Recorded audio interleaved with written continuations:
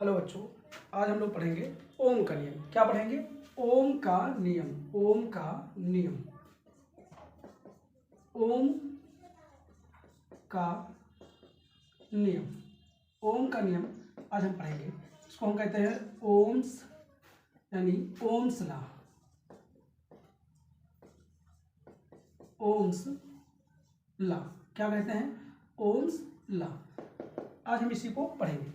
तो जैसा ओम ने क्या कहा, यदि किसी चालक, क्या कहा? यदि किसी चालक की भौतिक अवस्था, ओम ने कहा यदि किसी चालक, यदि किसी चालक की भौतिक अवस्था, की भौतिक अवस्था, की भौतिक अवस्था, यदि किसी चालक की भौतिक अवस्था एवं ताप में कोई परिवर्तन न किया जाए, एवं ताप में कोई परिवर्तन न किया जाए, कोई परिवर्तन न किया जाए, न किया जाए,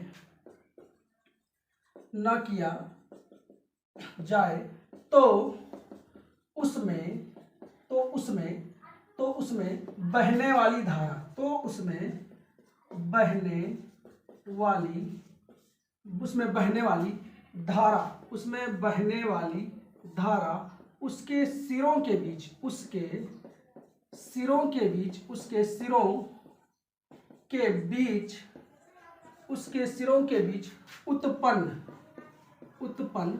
विभवांतर, उत्पन्न विभवांतर, उनके सिरों के बीच उत्पन्न विभवांतर का अनुपात, का अनुपात, का अनुपात, का अनुपात सदैव नियत रहता है।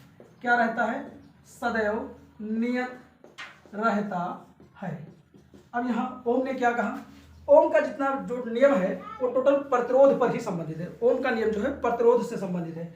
उन्होंने कहा यदि किसी चालक की भौतिक अवस्था एवं ताप में कोई परिवर्तन न किया जाए, तो उसमें बहने वाली धारा उसके सिरों के बीच उत्पन्न विभवांतर का अनुपात सदैव नियत रहता है। अर्थात ओम ने कहा, ओम का जितना भी टोटल नियम जो हम बता रहे हैं वो टोटल किस पर? प्रतिरोध से संबंधित है। अब ओम ने यह कहा कि उसमें बहने वाली धारा उसके सिरों के बीच उत्पन्न विभवांतर का अनुपात जो होता है वो सदैव नियत होता है। अब यहाँ चालक, चालक का मतलब है कि यहाँ तार, ये एक तार, चालक का मतलब है तार। अब तार के सिरों के बीच जो उत्पन्न विभवांतर है, विभवांतर और धारा आई का अनुपात जो होता है वो सदैव जो होता है वो क्या रहता है? नियत रहता है। क्या रहता है? नियत। अब यहाँ नियत से मतलब यह है कि यहाँ नियत, नियत के स्थान पर नियतांक कह सकते हैं। यहाँ नियतांक, अब यहाँ नियतांक के स्थान पर क्या आ जाएगा? आर। आर क्या है? प्रतिरोध का नियतांक। यहाँ पर फार्मूला बन जाएगा वी अपान आई बराबर आर, यानी आर बराबर वी अपान आई। यही है ओम का नियम।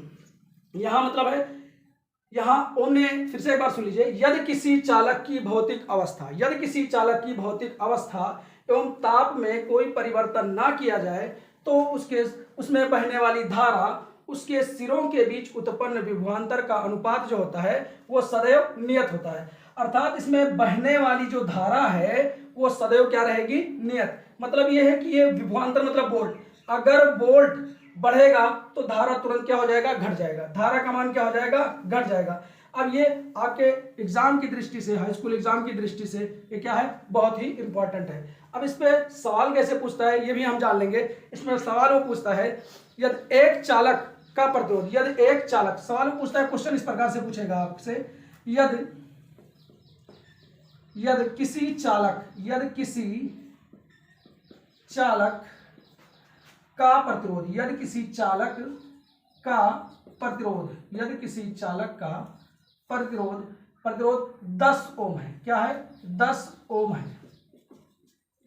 यदि किसी चालक का प्रतिरोध क्या है? 10 ओम है और उसमें 220 वोल्ट, और उसमें तथा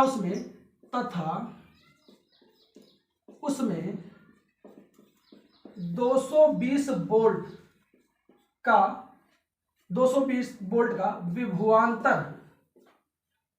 विभवांतर उत्पन्न हो रहा है, उत्पन्न हो रहा है तो धारा क्या होगा, या धारा क्या होगी, यानी बहने वाला है, इसमें कितना करंट प्रवाहित होगा। अगर यदि किसी चालक का प्रतिरोध जो है 10 ओम है तथा उसमें बहने वाली उसमें 220 वोल्ट का विभवांतर उत्पन्न हो रहा है, तो उसमें जो करंट होगा वो धारा पूछ रहा है, यानी करंट कितना प्रवाहित होगा। तो हम फार्मूला, यही फार्मूला ले लेंगे। इसको देखिए, इसको हम लिख सकते हैं, ये लिखा है फार्मूला हमारे पास है V/I बराबर R, यानी R बराबर V/I। इसके नीचे अगर हम 1 मान लें और इसको हम क्रॉस मल्टीप्लाई कर दें, यानी तिरछा गुणा कर दें, तो यह हो जाएगा V बराबर IR, V बराबर IR। अब इसी फार्मूले पर हम क्या करेंगे, इस सवाल को लगा देंगे। देखिए इसमें दिया हुआ है, क्या दिया है, प्रतिरोध, प्रतिरोध मतलब R, R बराबर कितना दिया है भैया 10 ओम, R बराबर कितना दिया है बाबू 10 ओम, कितना दिया है 10 ओम, R बराबर 10 ओम दिया है। और फिर क्या दिया है, इसमें वोल्ट दिया है, वोल्ट मतलब विभवांतर, V बराबर 220 वोल्ट। अब इसमें हमें ज्ञात क्या करना है, धारा, धारा मतलब I ज्ञात करना है, I क्या होगा, तो हम इसमें क्या कर देंगे, इसी पर मान इसका रख देंगे। R का मान कितना, देखो V का मान कितना है 220, कितना है 220, बराबर लगाएंगे। I हमें ज्ञात करना है, I को ऐसे रहने देंगे। R की वैल्यू यहां दी हुई है, देखिए 10 ओम, ये 10 ओम हो जाएगा। अब I को अगर हम रोकेंगे तो यहाँ क्या हो जाएगा 220/10, I बराबर 220/10। यहां देखिए भैया 0 से 0 को हम क्या कर देंगे, काट देंगे। अब हमारे पास क्या मिला, I बराबर, यानी I बराबर 20। अब I क्या है, धारा, धारा का मात्रक क्या होता है एम्पियर, यानी कि बचा हमारे पास I बराबर क्या हो जाएगा 22 एम्पियर, कितना हो जाएगा 22 एम्पियर। यानी कि यदि किसी चालक में अगर प्रतिरोध 10 ओम है तथा उसमें 220 वोल्ट का विभवांतर उत्पन्न हो रहा है, तो धारा क्या होगा, यानी करंट कितना पैदा होगा, तो करंट जितना प्रवाहित होगा, देखिए I बराबर कितना होगा 22 एम्पियर। तो ये है हमारा ओम का नियम। इस प्रकार से आपसे सवाल पूछा जा सकता है और ये है हमारा ओम का नियम। ये देखिए, यदि किसी चालक की भौतिक अवस्था एवं ताप में कोई परिवर्तन ना किया जाए तो उसमें बहने वाली धारा उसके सिरों के बीच उत्पन्न विभवांतर का अनुपात क्या होता है, सदैव नियत रहता है। यह है हमारा ओम का नियम। तो इसको हम ध्यान पूर्वक पढ़ लेंगे, ये हमारे हाई स्कूल के एग्जाम की दृष्टि से बहुत ही इंपॉर्टेंट है। थैंक यू, धन्यवाद।